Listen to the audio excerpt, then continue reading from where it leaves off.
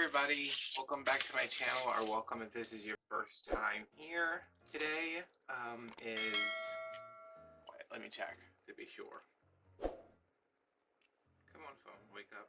Okay, today's the 4th of June. This is the first video in a very long time, maybe ever, that you're seeing. Well, not ever, but this is the first video in a long time where you're seeing the video the same day I film it. I just got out of ICU. I wanted to talk about that. These things.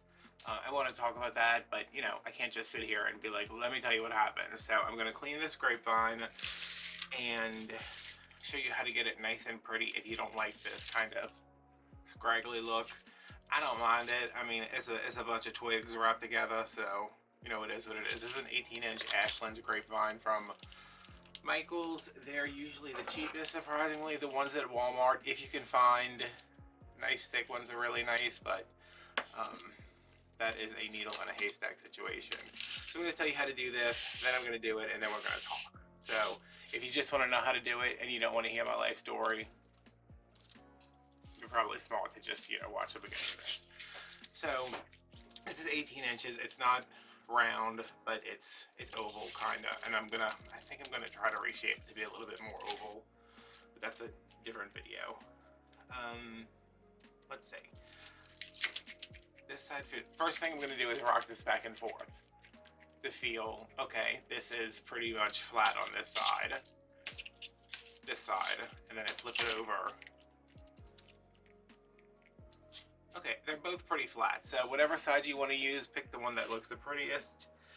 I usually am going to go with the side that looks the cleanest first off, and the one that has the least amount of stuff that my hand is going to catch on.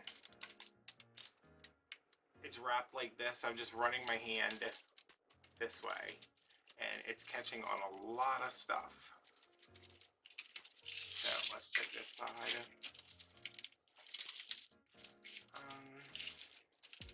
Yeah, they're about the same, but I like this better for the front. So that means we would have to clean out.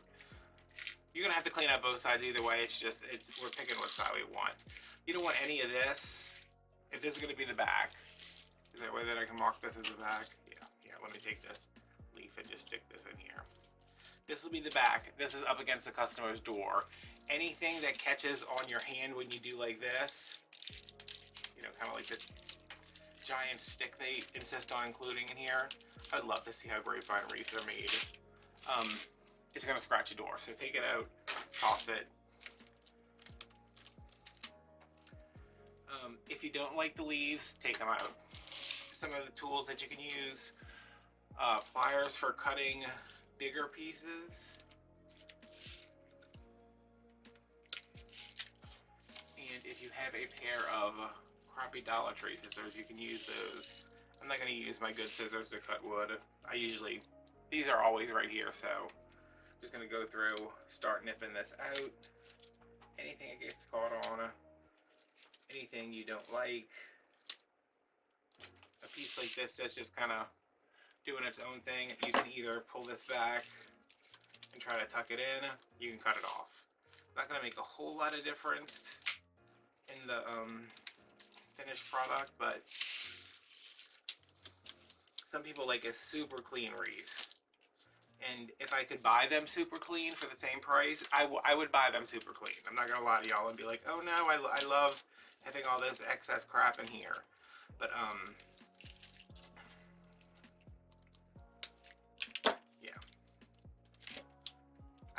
I don't think anybody sells super clean wreaths. If you want one that's super clean, you're gonna have to do it yourself.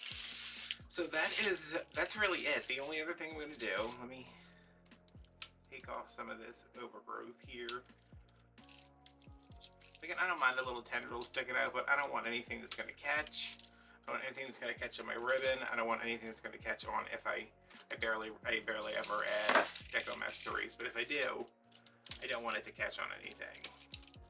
And I definitely, more than anything, don't want my customer writing me and saying, hey, I bought a wreath from you and now I have a giant gouge on my wood door.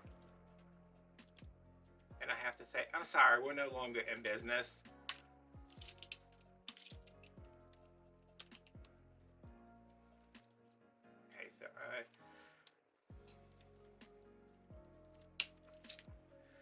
thing is these leaves up here. This is a giant needle. You can use a, oh God, if I can reach this. Just a bamboo skewer, a metal chopstick, or regular chopstick. I just like this because it's thinner and look, I'm a beauty guru now. It's thinner and it's pointier, so I can just kind of get in there and stab at stuff and break it up. So like here, I'm just gonna come through and really flake these out. And if you wanted to, if you were fortunate enough that your family, your brother, your aunt, your niece, whoever, somebody has a pressure washer, take this outside, buy 20 of them. Don't buy 20, unless you need 20 of them. Go buy a bunch of them, take them outside, pressure wash. All this gunk will just come flying out, and then you'll just have to deal with the stragglers and stuff. So that's what I'm going to do. I'm just going to go through here. I'm going to get this as clean as I can before my breakfast is ready. And yeah, we're going to talk about the pill that's supposed to save me that almost killed me. So if you don't want to hear about that, I'll see you later. Thank you for watching. If you do want to hear about that, let's talk. Okay, so I'm diabetic. I've been diabetic on and off since 2009. After I had my bypass surgery, I was not diabetic for a really long time. And then life got bad, things got stressful. I gained some weight. I wasn't eating right at all. It doesn't really have anything to do with me gaining weight. I wasn't eating right, which is why I gained weight. Went back to the doctor, went through metformin, Trulicity, Bidurian. I never did go back on insulin. I'm still not back on insulin. Which, hindsight, you're like, oh, I don't want to. I don't want to have to poke myself 3 times a day to give myself an insulin shot. Y'all, let me tell you. I don't know if you can still see them. I get poked in my fingers every hour for over 48 hours when I was in the ICU. I got blood drawn from some skilled and some not so skilled phlebotomists every 4 hours for over 48 hours while I was in the ICU. So a quick poke in the belly would have been 3 times a day. Take that anytime. So my sugar, this started, it started at the end of May. I was at my mom's. They were putting together my mom's shed. I was there trying to help out. Mostly I was there watching the dog because I'm not good at stuff like that. Like, y'all have seen me try to put together stuff on this channel. My sister had some guys from work helping her. I was there outside putting together. It's one of those shelf kits, so it had like 150 screws that all needed washers on them. So I was kind of doing that. It was extremely hot, very sunny. So I was doing that. I wasn't overexerting myself. Like, it was literally putting a washer on a screw, but it was so hot. I'm always a little bit dehydrated because I just cannot, I'm a big guy. I'm a big guy even if I wasn't overweight. It's very hard for me to maintain hydration. So Sunday night, I am feeling pretty bad. I'm getting really bad muscle cramps all over, which I can deal with a lot of stuff. Muscle cramps ain't one of them. If you had muscle cramps, you're like, yep, I know exactly what he's talking about. So we go to the ER, and every person in the parish is in the ER. If you're like, what is a parish? That's my county. I live in Louisiana. We don't have counties, we have parishes. Every person in the parish is in the ER, and all I need is a bag of fluids. Like, I know that. I don't need you to tell me this. I don't need you to tell me that. Literally, come out to the waiting room, hook me up into an IV, and then let me go. But we wait.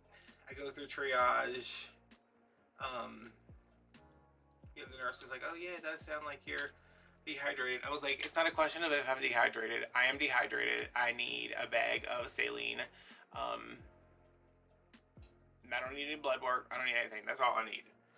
So 2.5 hours later, we have still not seen a doctor. My mom has to go to work at 4 the next morning. This is Sunday night. And I'm just like, let's go home. And she's like, are you sure? And I said, yeah. I said, this is, like, I understand that I was not in the worst, like, I was not in critical condition, but seeing a doctor on Sunday would have prevented me being in the hospital. So that week goes by pretty normally, and then Sunday I'm by my mom's again. My sister's coming to cut the grass. I'm trying to do my mom's back garden. It is a really nice day. It is like beautiful day for being outside doing lawn work. It's not hot. There's a nice breeze blowing. I do as much as I physically can because I'm in terrible shape. I sit here with a hot glue pan all day. Like, I don't, that's about as good a shape as I'm in.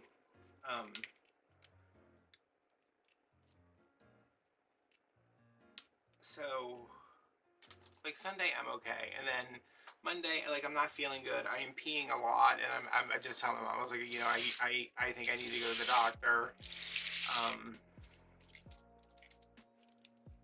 Because if I go to the doctor, I'm like, hey, I'm dehydrated, he can call to the emergency room and have them push me right through, because he can't give fluids in his office, obviously.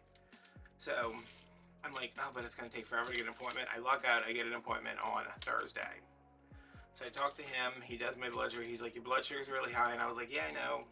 I said, like, it's not an excuse. If you're diabetic, there's no excuse for you to not eat right. Like, that's the tea. That is what I'm telling you. If you're diabetic, take care of yourself. Don't say, oh, I was busy. You find the time to eat what you're supposed to prepare what you're supposed to. And if you can't prepare the food, then you need to be able to have the food made already for you. Like, that is just, if there's anything I've learned, it's that there's no excuse. So I go to him. I'm like, my blood sugar's been really high. I've been, in this whole past week before I see him, since we were in the emergency room, I have been eating clean. I'm not talking about, like, I'm doing a good job at eating.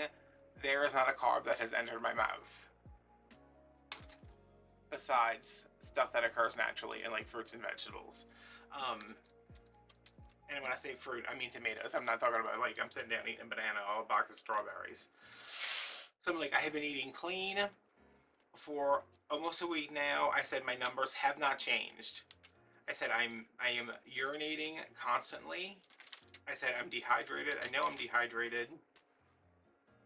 So he's like, okay, all right. So he's like, what about this drug? And I was like, we tried that. I couldn't take the Trulicity. It gave me headaches. I couldn't take the Bidurian. It gave me even worse headaches than the Trulicity did, I think. So he's like, well, there's this new drug. And I said, tell me all about it. He said, it's called Jardiance. He said, we've had a lot of success, people on it. It lowers your sugar, but it won't make you, like, hypoglycemic. You'll lose weight. It'll repay your credit. It's a nice drug to bring home to meet your parents. So he's sitting there and he's telling me all these wonderful things. And I don't know if I talked about this I think I talked about it in Patreon maybe, or in another video. He's like, the only thing, he's like, you're peeing out a lot of sugar. You're more prone, especially in women, for yeast infection. I said, okay. I said, well, I don't have but I don't even know if isn't that terrible that I don't know if I can say that word? I don't have female anatomy. He said, but if you're a man and you are not, I know I talked about this at length in another video. I just don't know when y'all are going to see that. So if you're a boy and you're not, when you're little, that thing to do. If you're not that, he said, there's a chance that you could get a yeast infection under the skin. And I was like, okay. Also not really a problem. He said, keep it clean. And I was like, I kind of do that anyway, thanks. Um, Keep it clean, keep an eye on it. If anything happens, let us know. So I said, okay. So he gives me the Jardiance prescription. It gets filled. I pick it up Friday, take it like midday, and I'm gonna say within maybe 2 hours, the peeing starts. And to say that it was a lot of pee would be an understatement. I am talking gallons of urine. So much urine that I lose 12 pounds in 4 days. And I am peeing, and I am peeing, and I'm like, okay, all day peeing. And like that evening, I started to not feel great. And I was like, you're peeing a lot, you're probably dehydrated again. My heart was racing. I was having shortness of breath. General, just like not feeling great.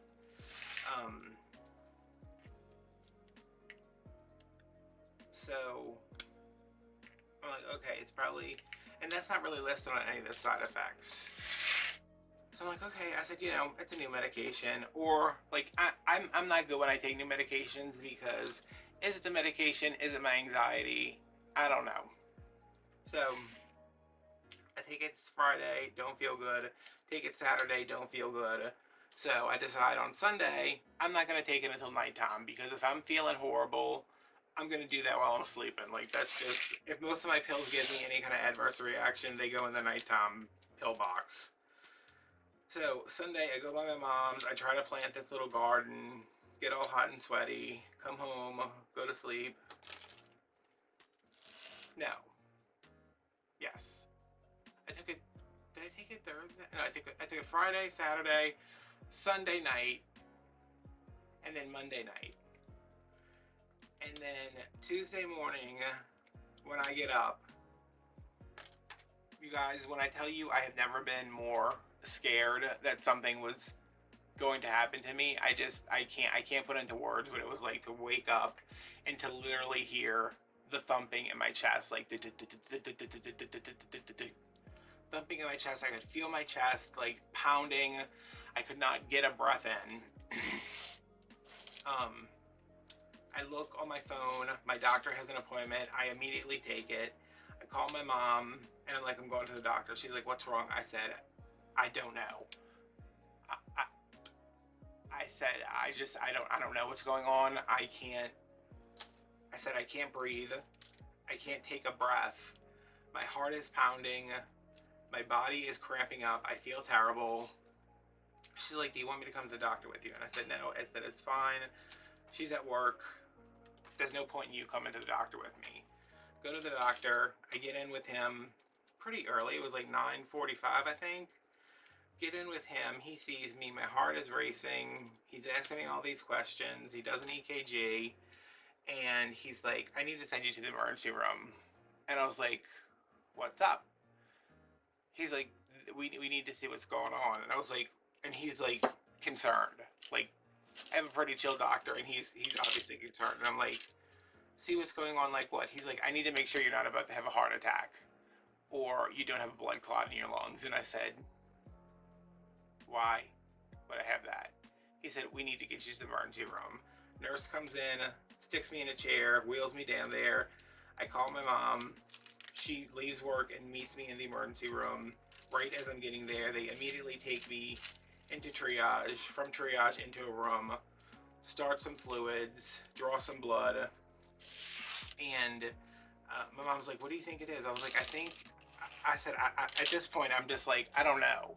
I said, I think I'm having a heart, like, I think I'm either gonna have a heart attack or I had a small heart attack at some point. Don't know. But my heart ain't right because it's not supposed to be pounding like this when I'm laying in bed doing nothing, So, excellent care team there. Kind of wish I had seen them last Sunday when I went because it's probably the whole thing probably could have been avoided. But the doctor comes in and she's like, listen, your blood work does not look good. She said, what's going on? And I said, the only thing that's changed is that I started taking Jardiance. And she was like, I don't even know what that is. And I was like, it's a diabetes drug that makes me excrete my excess glycogen stores. So she's like, okay. And my mom's like, there's commercials for it all the time. I don't have a TV, so I didn't know that these commercials were running nonstop until I was in ICU for 3 days and got to watch them run on TV nonstop. Anyway, she's like, I'm gonna give you some fluid. Let's see if it raises your, what were they trying to raise? She's trying to raise something, and I don't even know I don't know what she was trying to do. She's trying to get me hydrated and raise some level, but it wasn't the level that needed to be. It was one of the levels that needed to be raised.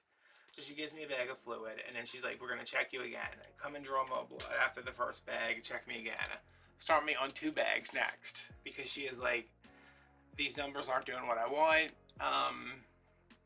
We're going to start you on 2 bags. We're going to check you again. So after I start getting the fluids, I start feeling marginally better. Like, my heart is not racing as much anymore, but it was as much anxiety as it was this drug that is slowly killing me, and I don't know it, that I have willingly taken, joyfully taken, for the past couple of days.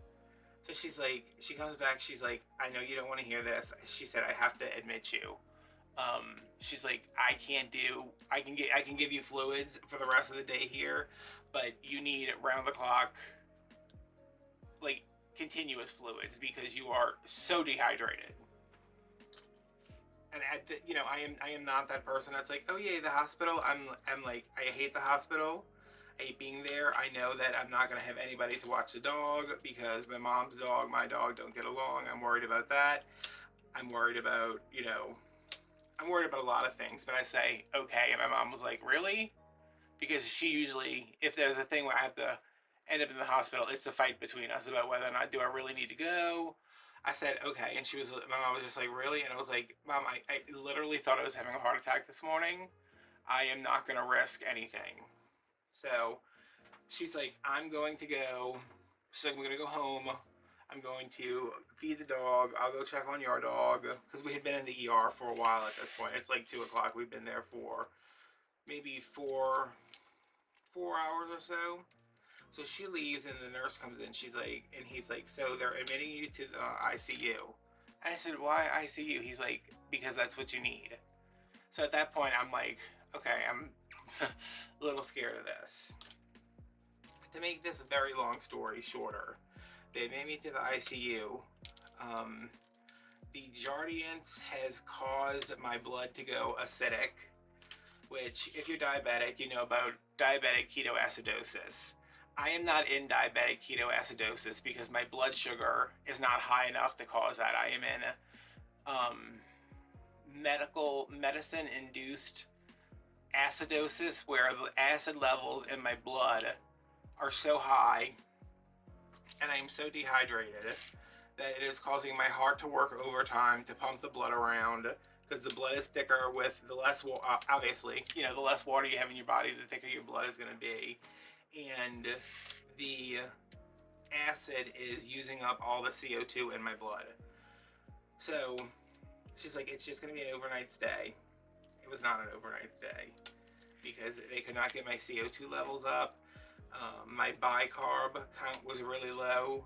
So they were going to give me, like an infusion of that. But the doctor there, she wanted to do it more naturally by giving me insulin and glucose at the same time to close the gap between how high the acid was and how low the CO2 was. So the first night it was blood work every hour. I had 2 IVs, blood work, like having blood drawn. They couldn't draw through the IV, they had to poke me each time. Blood drawn every 4 hours, glucometer every hour. My fingers, you guys, the poor nurse, he came in there, he's like, man, he's like, he's like, I'm gonna have to start using fingers that we've already used.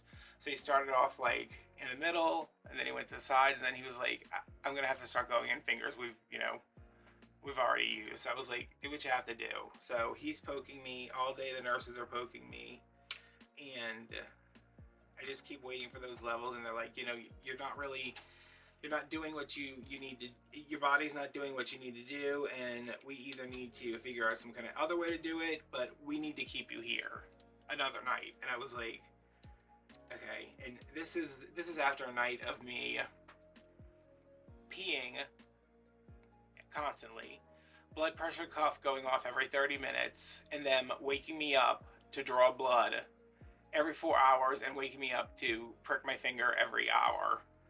So I'm just like, whatever. So the next day, my mom comes, she's off of work, and my sister comes, which I was not expecting that. I was like, and she's like, oh, you, so you're in the ER, you're in ICU, and I was like, yep, and she's like, she's not like a hospital person, and she wasn't there when I was in the hospital in Florida. She wasn't there when I had that osteomyelitis. So she stayed with me for a while. My mom went and brought the dog to the vet. She came and checked on my dog. She was great throughout the whole thing. But what happened, which we figured out, is that the Jardiance, I was probably dehydrated already. The Jardiance further dehydrated me, put me into an acidotic state. I don't even know if that's a word, but they kept stressing, because when I was in DKA, it was like, you're here because you've made really bad food choices. This time it was like, this is not your fault. Like I had so many nurses say, this is not your fault. Every time I saw a doctor, this is not your fault. And I was like, okay, like I get that, but this has happened to me, and I thought that was a metal ring right there. I said this could happen to someone else, and someone who will not be as lucky, especially men, because men do not like to go to the doctor. So the whole reason I am making this, I am not going to come in here and tell you don't take this pill, because if this pill hadn't dehydrated me, it was doing wonderful work. I mean, I lost a lot of weight.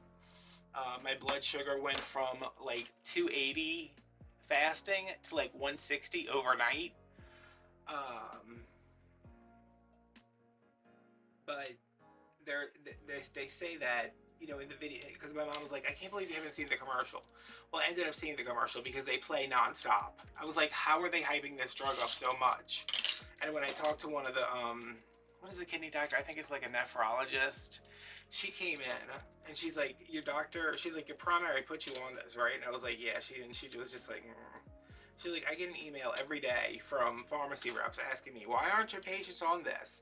She's like, my patients aren't on this because I don't know what it does. Because I haven't seen enough evidence that it's doing what it should be doing for me to prescribe this. She's like, I would never prescribe a brand new medicine or a relatively new medicine without seeing more information on it.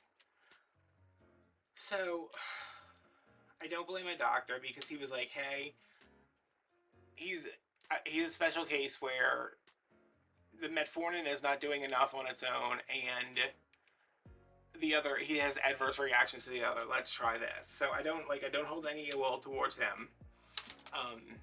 But if you are considering Jardiance as an option, do your research. And I researched. I don't put anything in my mouth before. That's it. I don't put anything. I don't take any pills before I'm like, let me know all the side effects, because of my anxiety. Like, I want to know, is this gonna make me anxious? Is this gonna give me a headache? Is this gonna, give me diarrhea? Is this what I want to know? I want to know everything before I put it in my mouth. So when I have those side effects, I can be like, okay, I'm puking up glitter because that was one of the side effects. Also, my house is covered in glitter, so puking up glitter wouldn't be that big of a deal. But so if you are considering Jardiance, I would talk to your doctor about every single side effect on there. And I'm not talking about the, I think like the side effects were like, the urination, the yeast infection. A yeast infection is the least of your problems. They have one of the side effects that they have listed, which it's flesh-eating bacteria of the perineum, which that is the area between your output areas down there. Again, what that has to do with diabetes, but it's because there's so much sugar. You can get a flesh-eating bacteria, in your perineum. I'm not gonna, there's a common word for that that everybody uses. I'm not saying that on my channel. That's not who we are. Yeah, so I'm not telling you what to do. Like, if you're on it and you're like, if you're on it and you love it and you've had a great time, you don't need to tell me in the comments. I don't, that's not going to change my mind that this was the worst experience of my life so far. And I've had a lot of bad experiences. Things work for some people. Like, some people can tolerate this, some people can tolerate that. Like, it's just, it didn't work for me. And if it didn't work for me, it's not going to work for somebody else. And I don't want anyone to go through the torture that I went through in that hospital room. Also, they had a toilet in the middle of the room, and there's no curtain around it or anything. And when I asked, I was like, because I was peeing in a urinal because they were measuring my urine output. I said, what happens if I have to use the toilet?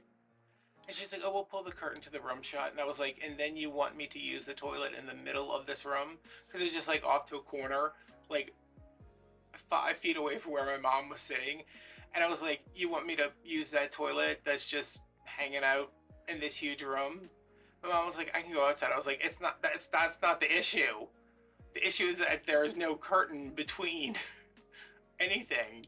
And she said, well, you know, we have to throw away the curtains after every patient, and Oshner doesn't want to pay for the privacy curtains, so you can use the toilet. And I was like, well, I guess I'm not going to the bathroom until I get home.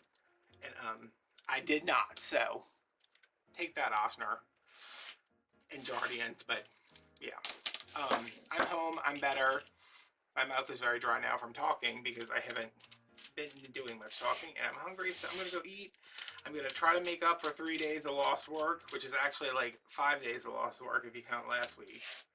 And yeah, so yeah, and this is a cleaned out grapevine. This looks very nice. I am going to now take it and throw it in my shower and let the hot water run on it for a little while. Just in case you were wondering. I'm gonna put this in the shower, let the hot water run on a little while. I'm gonna attach this here. This is just a little mini bungee.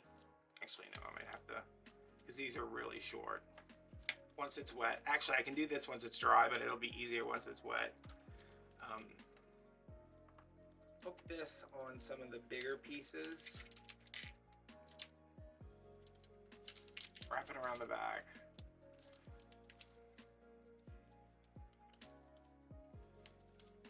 You see, this is like the oval shape. Pull this as much as I can. I might need a bigger one for this, but technically what you're doing,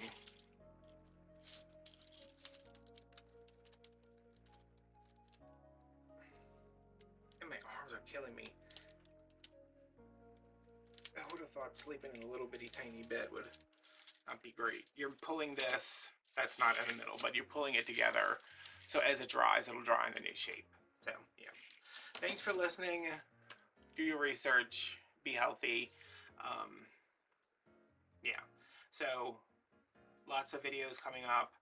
None of them have thumbnails or descriptions, so you might just see like a blank thumbnail because I am just not, I'm not in the headspace to sit down and write thumbnails and make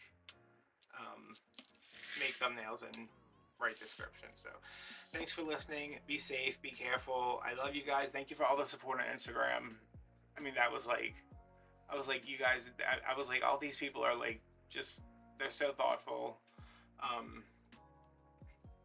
So yeah, I will see you guys later. I'm going to go eat some breakfast. I'm going to make a grocery run, and I am going to slowly slip back into a normal life. All right, guys, bye.